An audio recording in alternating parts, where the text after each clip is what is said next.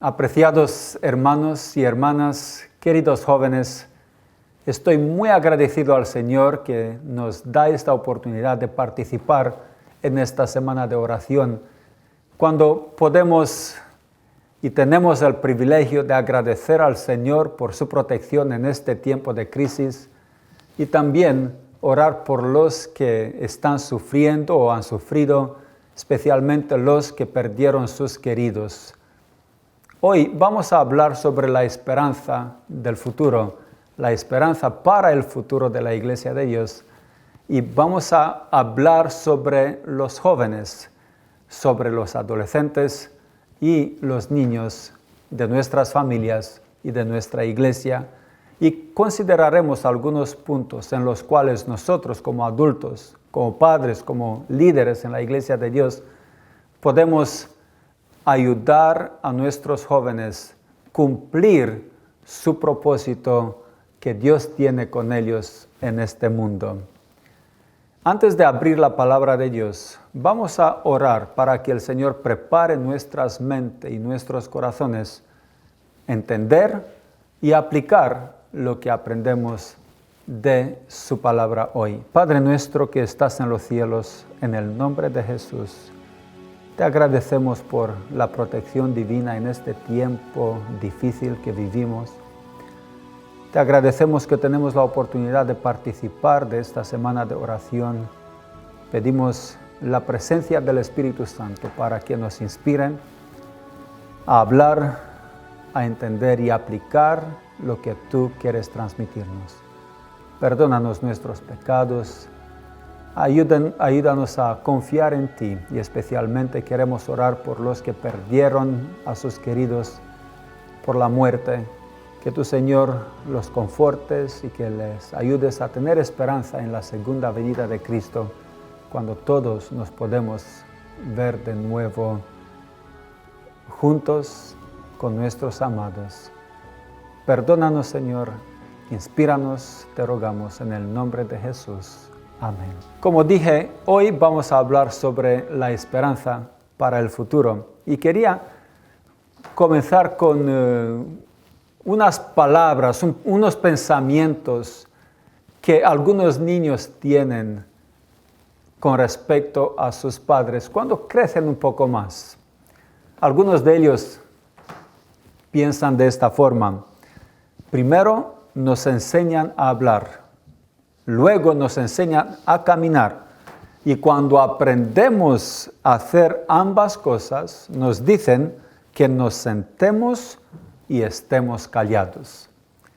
Es lo que algunos de los niños están pensando con respecto a sus padres, decirles que no caminen, que no sean muy activos, que no corran y que estén callados.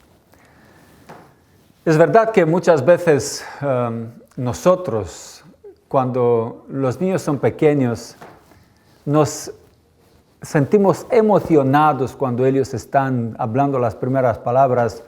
Estamos muy emocionados cuando caminan los primeros pasos, pero cuando se llegan a ser muy activos, hacen mucho ruido y hablan mucho, nosotros les pedimos que se queden sentados y callados, ¿verdad? Pero eso no es algo nuevo.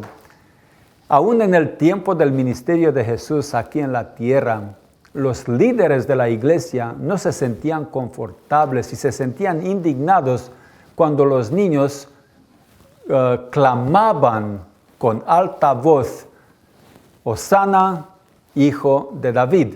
Vamos a leer sobre este acontecimiento en Mateo capítulo 21, versículo 15. Vamos a abrir la palabra de Dios en Mateo capítulo 21, versículo 15.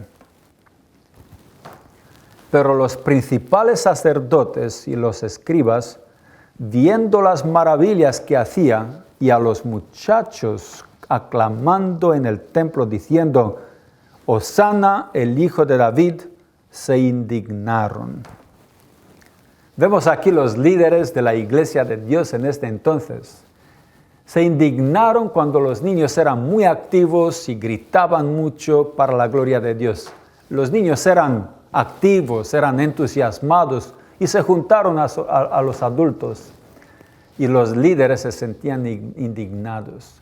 Aún los discípulos de Jesús despreciaban a los niños. ¿Se acuerdan ustedes cuando los papás o la gente trajeron a los niños para ser bendecidos de Jesús? Y los discípulos no querían aceptar que los niños se aproximen, se acerquen a Jesús. Vamos a leer sobre eso en Marcos capítulo 10, versículos 13 y 14. De cierto os digo que el que no reciba el reino de Dios como un niño, no entrará en él. Y tomándolos en los brazos, poniendo las manos sobre ellos, los bendecía. Podemos ver aquí que Jesús nos invita a aprender de los niños. Y quiero decirles que si alguna vez fallamos en la obra del Señor es porque no aprendimos de los niños. Y lo que aprendemos de los niños es dependencia y confianza en Dios. Con otras palabras, así como los niños fácilmente se entregan a los adultos, confían en ellos, nosotros deberíamos confiar en el Señor. Y así podemos tener éxito.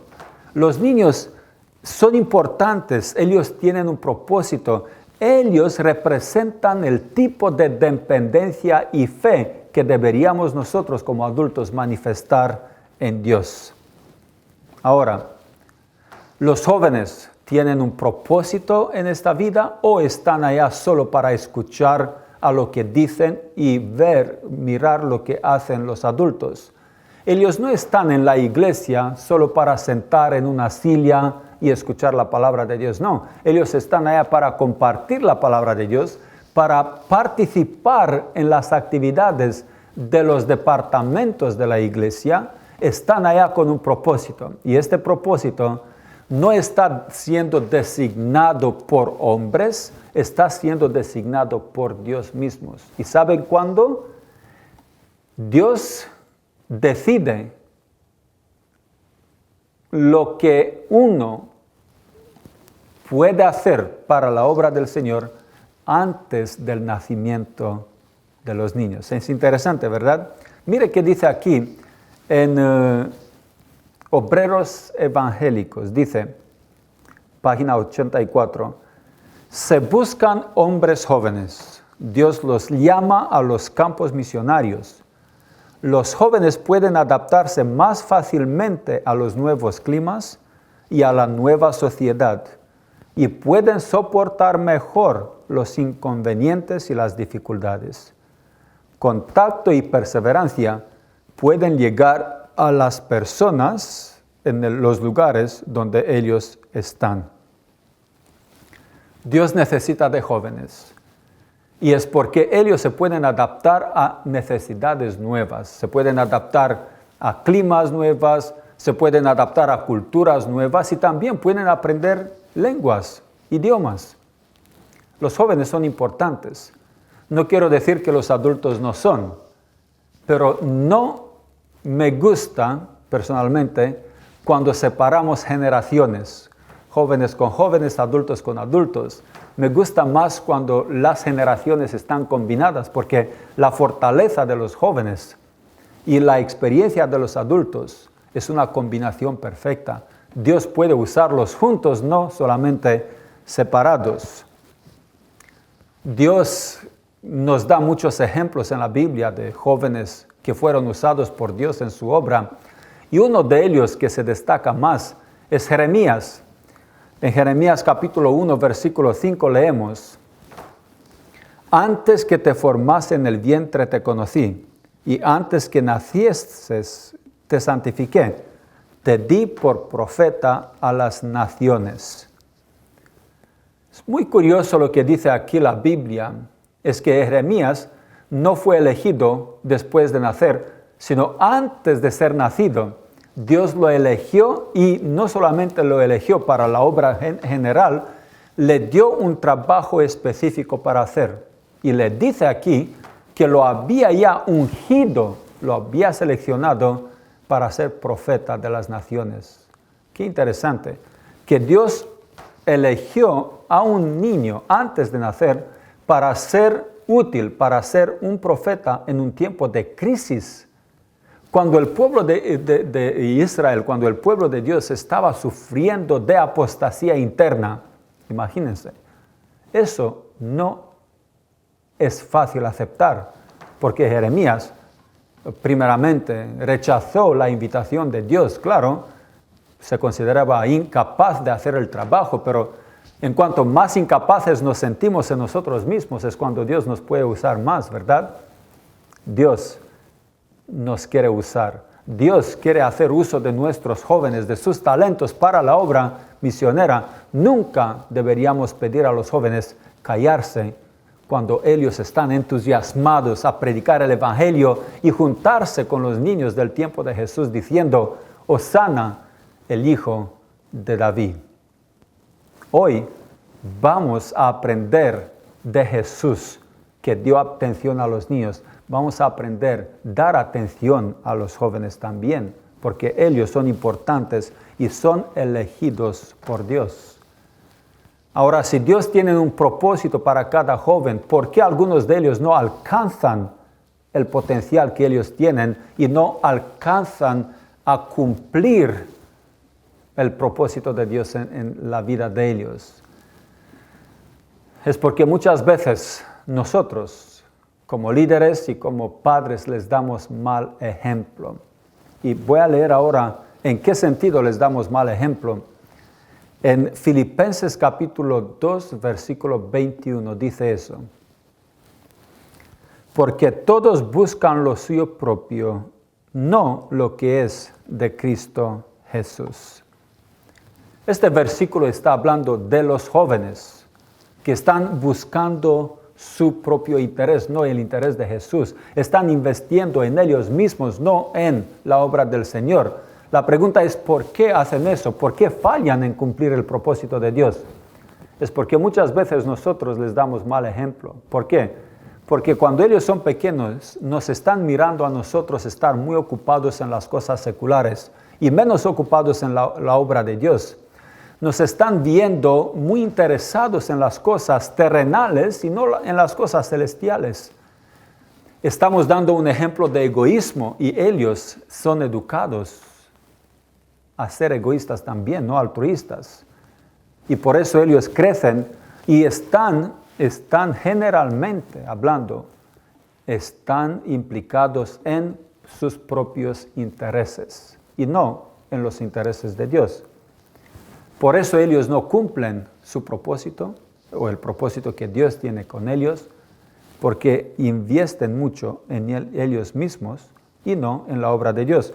No quiero decir que no es bueno estudiar en las universidades, no quiero decir que no es bueno tener profesiones, lo que quiero decir es combinar la educación secular con la educación espiritual y nuestra profesión con la obra misionera, y ahí tenemos la combinación perfecta.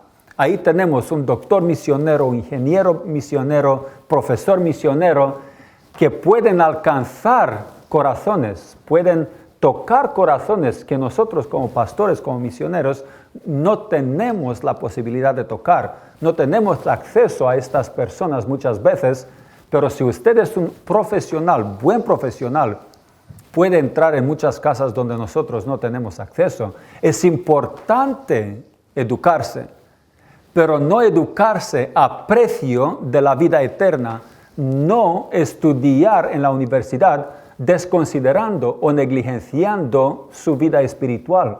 Lo que quiero decir es, jóvenes, vamos a combinar la educación secular con la educación celestial para poder ser útiles en la obra del Señor. La mayoría tiene este propósito de vivir por ellos, no por Jesús, pero no tiene que ser así con usted y conmigo.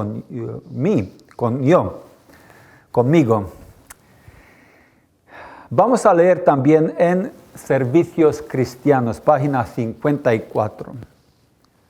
La mayoría tiene como objetivo hacerse un nombre para ellos en el mundo. Siguen sus propios propósitos con tanto entusiasmo como el mundo y así cortan su poder para ayudar en establecer el reino de Dios. Eso es lo que, algunas palabras que podemos usar para describir la juventud hoy. Una juventud que está interesada en hacer un nombre por ellos en el mundo, no hacer un nombre para Dios en el mundo. Y como dije anteriormente, podemos hacer un nombre para nosotros en el mundo, pero no olvidar del nombre de Dios. En la educación que buscamos, no debemos negligenciar la relación con Dios, sino combinar las dos cosas.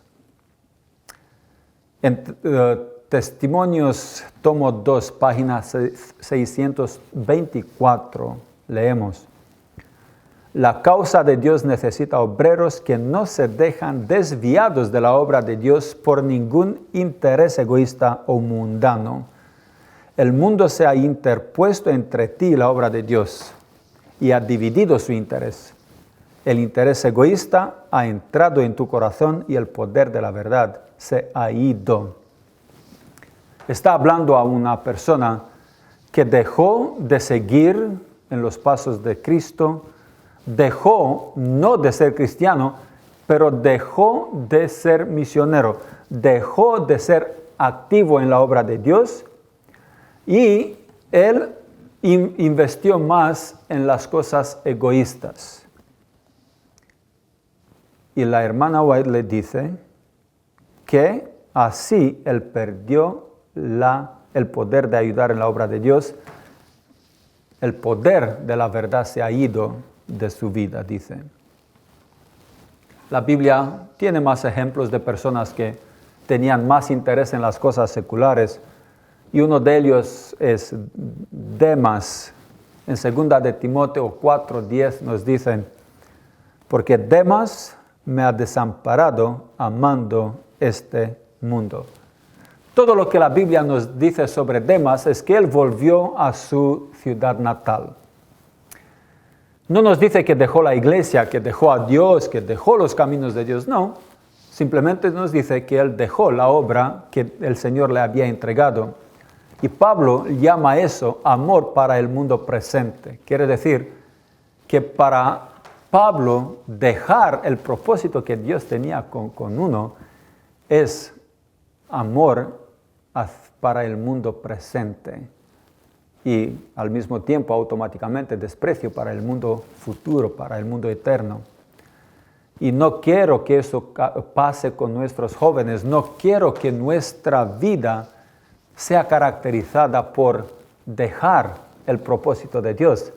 Lo que me gusta ver es que los jóvenes están interesados en seguir el propósito de Dios, que puede ser estudiar para ser doctor, estudiar para ser ingeniero, estudiar para ser profesor, pero con un propósito, el propósito de salvar almas en nuestras profesiones.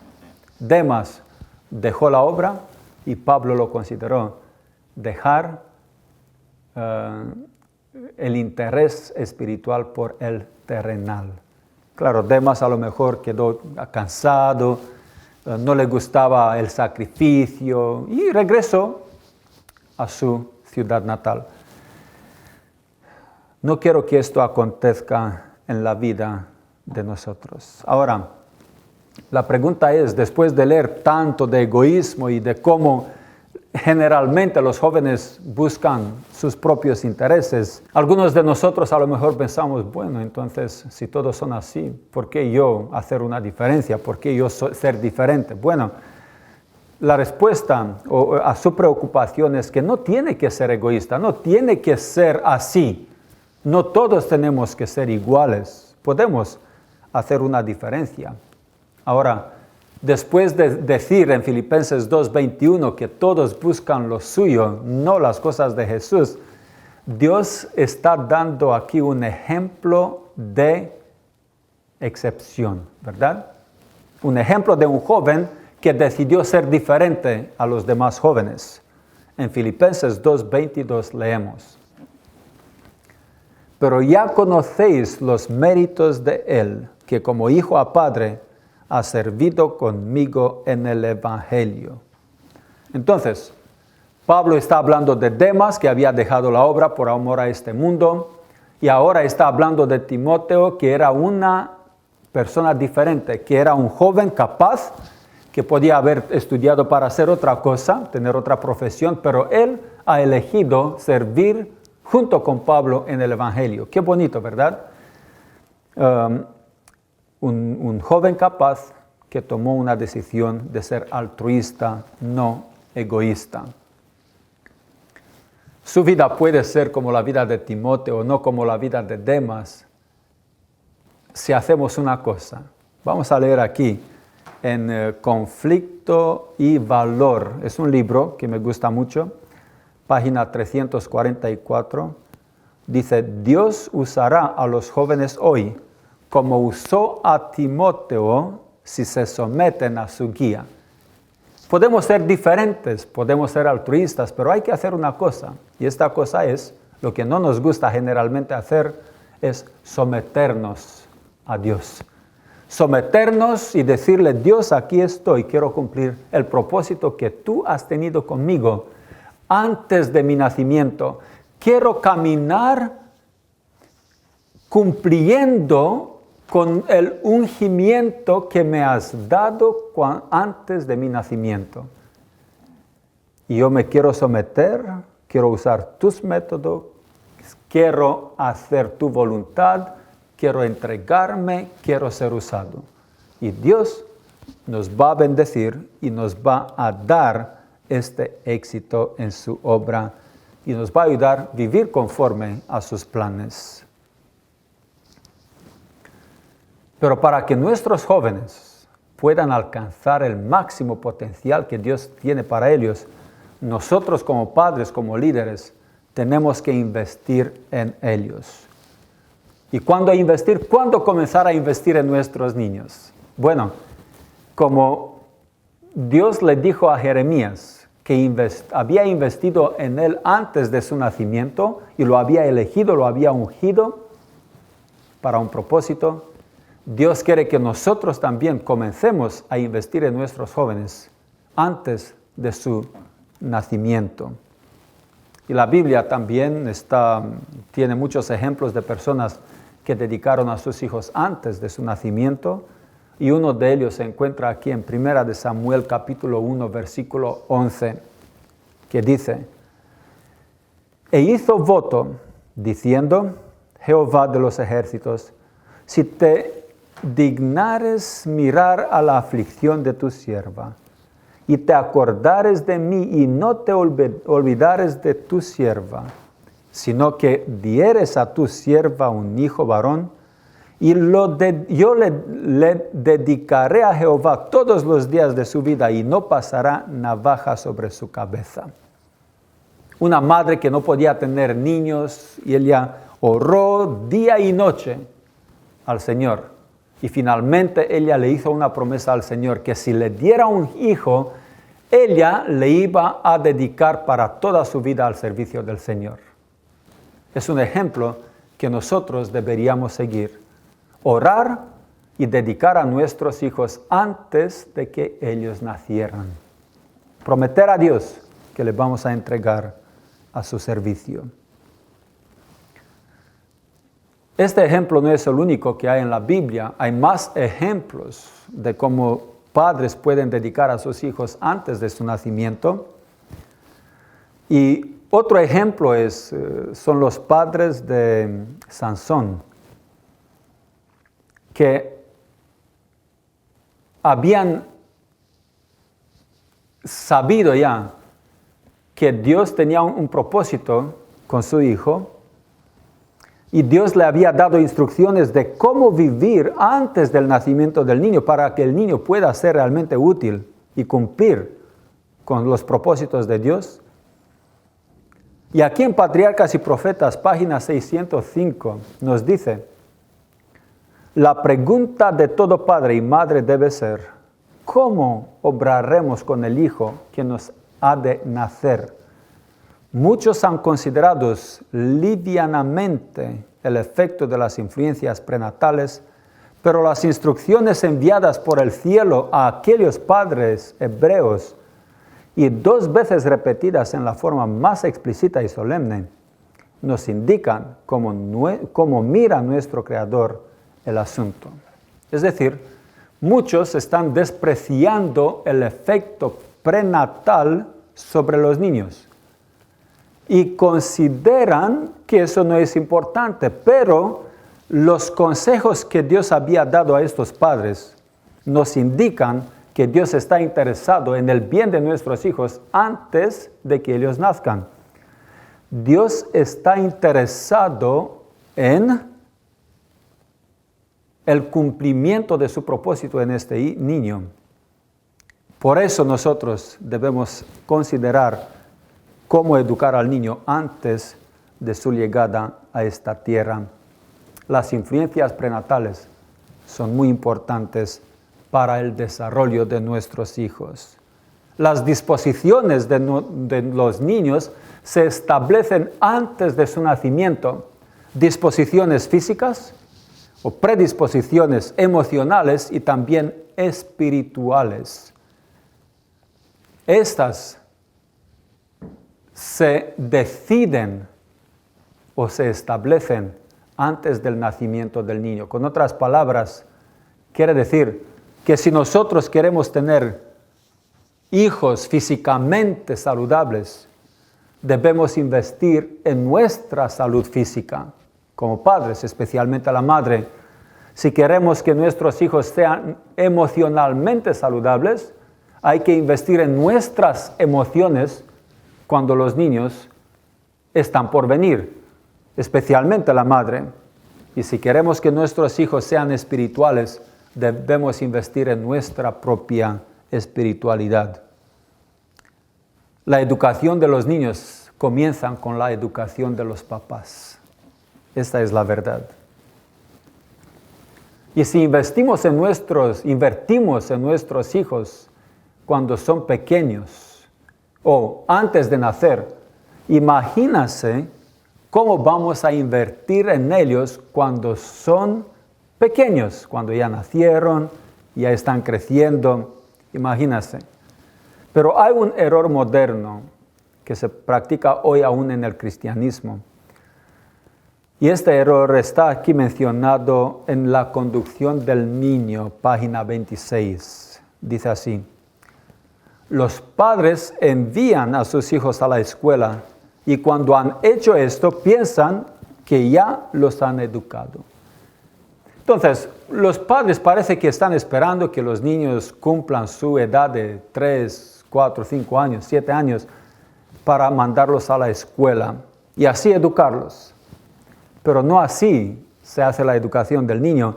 No hay que esperar hasta que el niño tenga una edad para educarlo. La educación comienza cuando el niño es bebé. En el mismo libro, Conducción del Niño, página 26, la palabra de Dios sigue diciendo eso. La obra de educación y formación debería comenzar en la primera infancia del niño, porque entonces la mente es más impresionable y las lecciones impartidas se recuerdan mejor. Es decir, si nosotros educamos a nuestros hijos cuando son muy bebés, entonces ellos serán más impresionados por la palabra de Dios y también se van a recordar las enseñanzas mejor. Dios nos invita a cuidar de nuestros hijos antes de que ellos nacieran y también en su temprana edad. Considerando la educación del niño, la aula ideal para el niño es la naturaleza conforme a Conducción del Niño, página 34. ¿Dónde educarles? En la naturaleza. Por eso Dios puso a Adán y Eva en un huerto, en el jardín de Edén, para que allá educase a sus hijos. En la naturaleza los niños pueden aprender de las plantas, aún de los insectos, ¿verdad? La Biblia está usando insectos como ejemplos que nosotros deberíamos seguir. En la naturaleza, trabajando en la tierra, el niño puede desarrollar su sistema inmunológico, ¿verdad? Y aprender de animales y de las plantas. El primer libro de texto del niño debe ser la Biblia. La Biblia no es solamente un libro espiritual, religioso o de iglesia, no. La Biblia es un manual de vida. Allá podemos aprender cómo vivir nuestra vida en todos los aspectos de la vida. Y los primeros profesores de los niños deberían ser los padres. No el profesor, sino el padre y la madre. Ellos son los que deberían educar a sus hijos conforme a Conducción del Niño, página 17. Lo que nosotros hacemos es enviamos a nuestros hijos a las escuelas, allá pasan 8, 9 horas, regresan a la casa, tenemos pocas horas con ellos y estas horas los padres las pasan frente a la televisión. Nosotros somos los primeros profesores. Y para que los niños aprendan de nosotros más que de los profesores, que a lo mejor son mundanos, ellos deben pasar tiempo con nosotros y nosotros con ellos. No dejen que alguna cosa impidan a usted pasar tiempo con sus niños. Ahora, nuestros niños van a crecer y van a llegar a ser adolescentes. ¿Deberíamos seguir educándolos también cuando son adolescentes? Por supuesto que sí. En la edad de la adolescencia es cuando los jóvenes toman las más importantes decisiones. Ellos deciden con quién casarse, deciden qué profesión elegir y, lo más importante, deciden qué Señor seguir. Es decir, la mayoría de los jóvenes cristianos tomaron la decisión de ser bautizados hasta la edad de 14 años. Después el número decrece y decrece más y más. Por eso hay que invertir en nuestros adolescentes.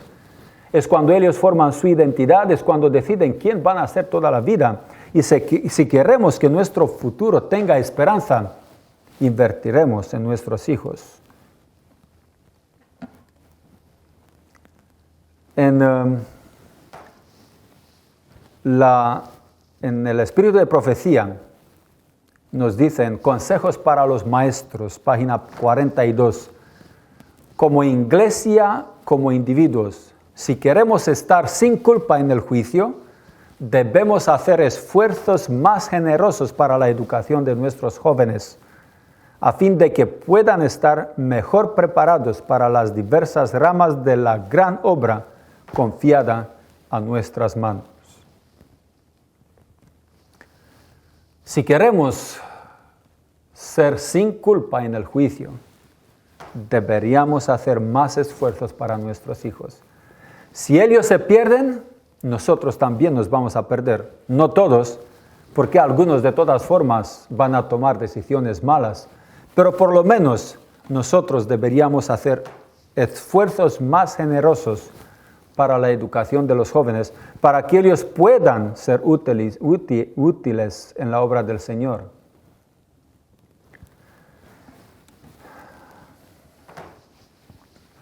Y también en Obreros Evangélicos, página 208, dice, los jóvenes necesitan más que una atención casual, más que una palabra ocasional de aliento.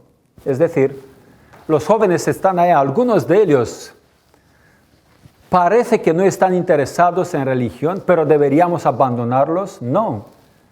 Deberíamos dar más atención a estos jóvenes que parece que no están interesados. Es difícil hacer eso, porque dice la palabra de Dios que solamente el que realmente está embutido con el amor de Dios, está lleno del amor de Dios, puede trabajar con estas almas. Porque se necesita mucha oración, dice el espíritu de profecía, se necesita mucha dedicación. Algún tiempo atrás yo pensaba que el milagro mayor que existe es salvar un joven del mundo, pero ahora creo que el milagro mayor que existe es salvar un joven que está nacido y creció en la iglesia. Los jóvenes necesitan más que una atención casual. Necesitan atención personalizada para ayudarles a cumplir la obra de Dios. Hay muchos aspectos que podemos considerar aquí. El tiempo no nos permite, ¿verdad? Pero la obra con los adolescentes es más importante. Y qué interesante que muchas veces en iglesias no hay atención para los adolescentes. Ellos son niños y de la clase de escuela sabática de los niños, ellos salen y no saben cómo adaptarse a la clase de adultos. Claro, a mí me gusta cuando los adultos y los jóvenes estudian juntos, pero muchas veces en la escuela sabática los adultos participamos y nos olvidamos de los jóvenes, especialmente los adolescentes. Y es difícil para ellos pasar de la niñez para ser adultos y nosotros debemos asistirlos en este proceso. Hay que considerar nuestra atención, nuestra relación con los jóvenes como padres. Muchas veces cuando vemos estos cambios experimentados en nuestros hijos, nosotros nos tememos, ¿verdad? Quedamos asustados. ¿Cómo que mi niño, cómo que mi niña se comporta así? Pero la verdad es que estamos sorprendidos porque no llegamos a conocerlos cuando eran más pequeños. No nos tomamos el tiempo a conocerlos. Y cuando ellos actúan de una forma que aprendió en la escuela, nosotros nos reaccionamos también y los criticamos, y la relación entre papás e hijos la separación se está acentuando en estos momentos. Ahora, me gustaría llegar a la conclusión de este estudio por apelar a los corazones de los padres, invertir en sus hijos. Apelar a los corazones de los líderes de la iglesia, invertir en los jóvenes de la iglesia. Y quiero apelar a los jóvenes, no dejarse desanimados. No quiero decir que los adultos desaniman a los jóvenes, no. Pero también no me gusta cuando las generaciones se separan. Actividades de adultos, actividades de jóvenes. Me gustaría estas generaciones unirse en sus esfuerzos, porque los adultos no pueden sin la energía de los jóvenes y los jóvenes no pueden sin la experiencia de los adultos. Me gustaría ver más esfuerzos comunes en este sentido para poder cumplir la obra que Dios nos dio. En conclusión, amigos, quiero leer un texto de 2 Corintios 5:15. Y por todos murió para que los que viven ya no vivan para sí, sino para aquel que murió y resucitó por ellos. Dios mandó a su Hijo unigénito a este mundo para sufrir, para morir. Y murió por todos, ¿verdad? Y el propósito de su muerte es que nosotros seamos útiles en su obra. Él murió por todos para que los que viven ya no vivan para sí, como acabamos de leer en Filipenses. Todos viven para ellos, no tienen interés en las cosas de Dios. Pero Él murió para que nosotros que vivamos, no vivamos para nosotros, sino para aquel que murió y resucitó por nosotros. Yo conocí al Señor en un país donde había tenido comunismo por mucho tiempo, y después del comunismo yo fui convertido y la iglesia estaba muy activa. Cada uno estaba sacrificando para la obra del Señor, porque en el tiempo del comunismo no podían trabajar, eran prohibidos. Y ahora tenían mucho entusiasmo. Yo llegué y cuando vi a los jóvenes tan activos, yo pensé, wow, me gustaría hacer parte de este grupo de jóvenes. Y me bauticé y llegué a hacer lo que ellos hacían, actividad misionera. Familias estaban decidiendo, por ejemplo, toda la cultura que la tierra le iba a dar este año, ellos lo iban a dedicar a construcción de templos, a la obra misionera. Este tiempo era tremendo, maravilloso para llegar a la iglesia en este momento. Me animaron mucho. Pero muchas veces, en cuanto más oportunidades hay, menos tiempo nos tomamos para la obra de Dios. Porque tenemos oportunidades para desarrollarnos en las cosas seculares y olvidamos de las cosas espirituales. No debería ser así. Y si todo el mundo es egoísta, ¿cómo podemos nosotros ser altruistas? Muchos preguntan. Bueno, solo hay una respuesta y se encuentra en el texto anterior al que acabamos de leer, que es 2 Corintios 5:14, que dice: porque el amor de Cristo nos constriñe. ¿Por qué muchos son egoístas? Es porque no experimentaron el amor de Dios. Si realmente experimentamos el amor de Dios, vamos a sentirnos constringidos a vivir por Cristo.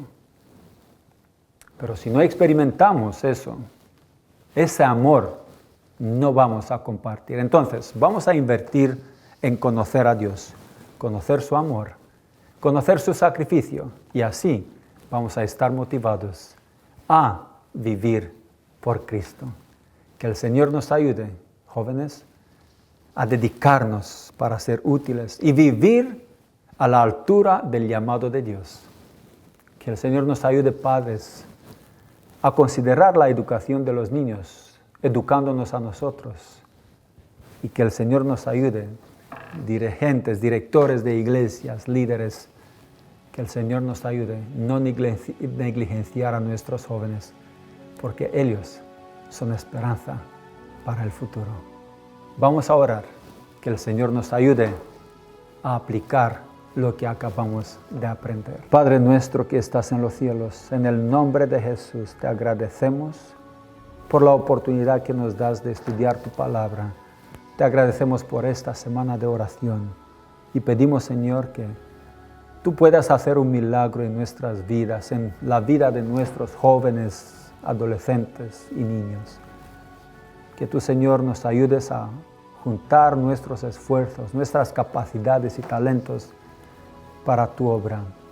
Pedimos que ayudes a los que sufrieron enfermedades en el último tiempo, los que perdieron a sus queridos a la muerte, que tu Señor seas su conforto y por tu gracia ayúdales a confiar en la segunda venida de Cristo cuando todos nos vamos a reunir con nuestros queridos.